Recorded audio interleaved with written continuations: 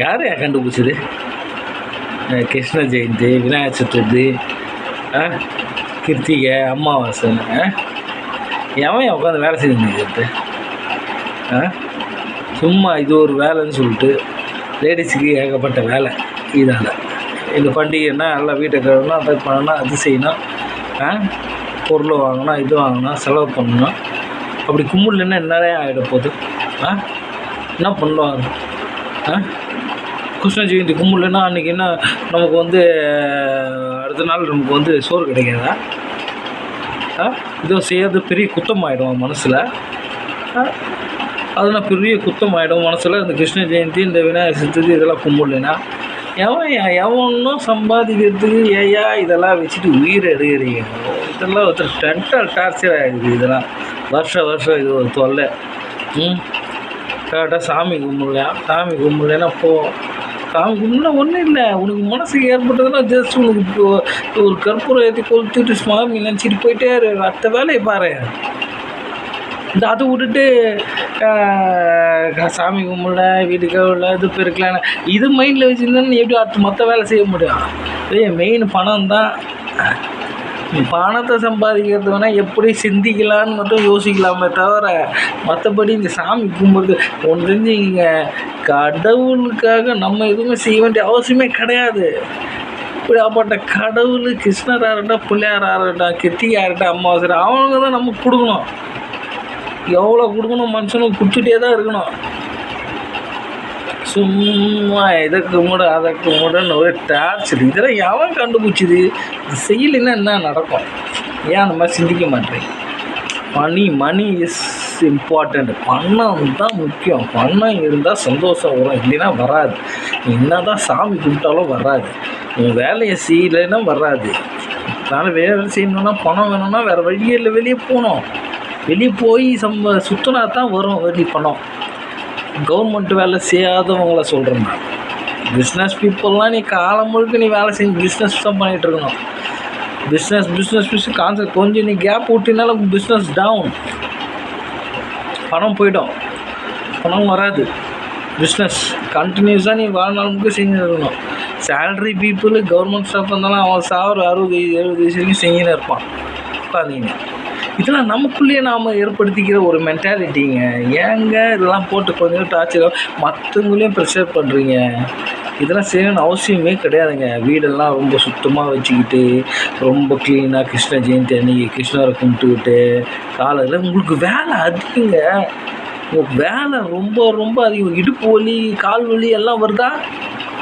எவ்வளோ பொருள்களை நீங்கள் வாங்க வேண்டியது இருக்குது தெரியுமா? இந்த காலத்தில் அந்த ஒரு சாமிக்கு பொருள்களை வாங்கணும். ஏன்னா வேறு ஒருத்தர் சம்பாதிப்பான், அது ஓகே. நீங்கள் சம்பாதிக்கணும்னா ஒருத்தர் சம்பாதிக்கிறது இந்த மாதிரி ஒரு இஷ்யூலாம் அவன் கஷ்டப்படுறது. அதனால் மட்டும் இதெல்லாம் வந்து தேவையில்லாத வேலைகள் மக்களுக்காக கண்டுபிடிச்சிட்டு இது மாதிரிலாம் பண்ணிக்கிட்டு இருக்கீங்க. இதுக்கு ஒரு புராண கதை வச்சுருப்பாங்க நம்ம ஊரில், சரிங்களா? எல்லாத்துக்கும் ஒரு புராண கதை இருக்குது. அதனால் இந்த மாதிரி நீங்கள் வந்து சாமி கும்பிட்லே நீங்கள் வருத்தப்படாதீங்க, சந்தோஷப்படுங்க, ஹாப்பியாக இருங்க, சந்தோஷமாக இருங்க. பணம் வேணும்னா வேறு வெளியே போய் தான் ஆகணும். அவன் பணம் அதுவும் வீட்டுக்குள்ளேயே உட்காந்து பணம் வரணும், இது பிஸ்னஸ் வரல, அது வரல, இது வரல, ஐயோ டென்ஷன் ஆகுது, நான் இது பண்ணணும், சாதிக்கணும், இது பண்ண வரல இருக்கணும். என்ன தான் அழுது புரண்டாலும் வீட்டுக்குள்ளே உட்காந்தா வராது. No chance. அது மனசுக்கு குறைய கேட்டு கடவுள் உங்களுக்கு கொடுப்பாருன்னு நீ நினைக்கிறேன்.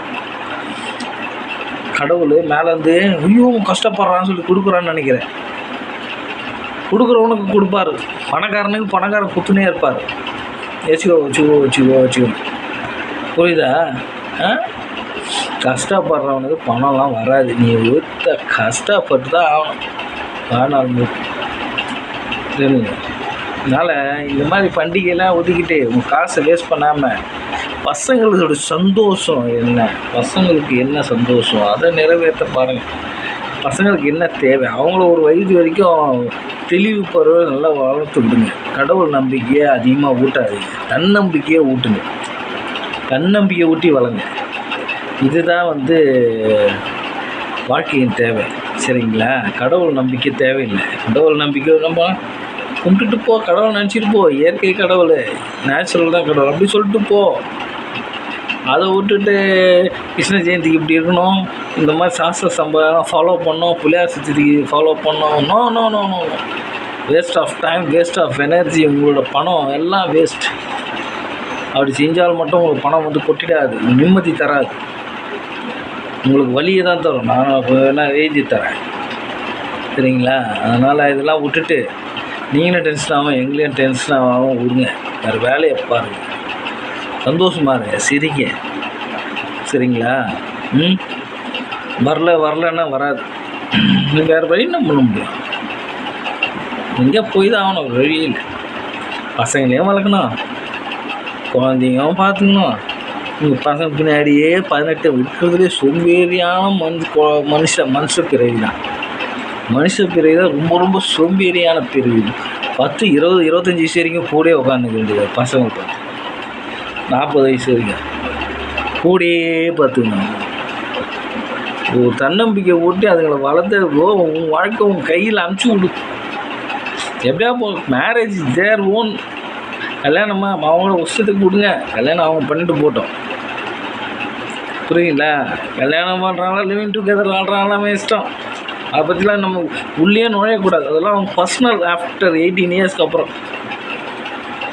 உள்ளே நீ நுழைய முடியாது, கூடாது, தப்பு. அவன் ப்ரைவசி.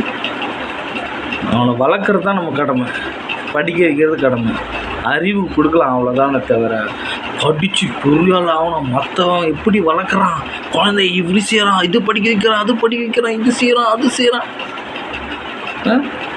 பெரிய ஆளாகணும், இதாகணும், ஏதோ கனவு காணாதீங்க.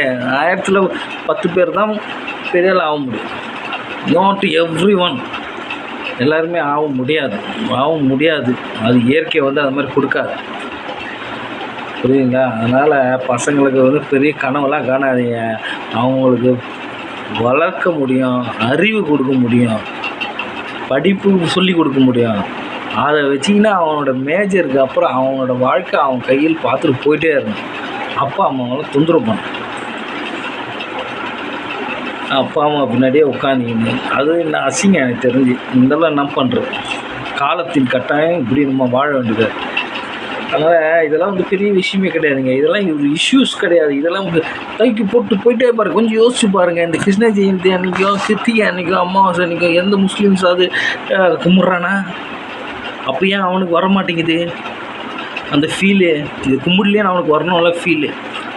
இதுவே அவன் பக்ரீத்து, ரம்ஜான் கும்பிட்றானே, அவனுக்கு அந்த பண்டிகை எப்போ நம்ம கும்பிட்றது இல்லை, அந்த ஃபீல் நமக்கு வருதா? கும்பிடலையே அதுன்னு.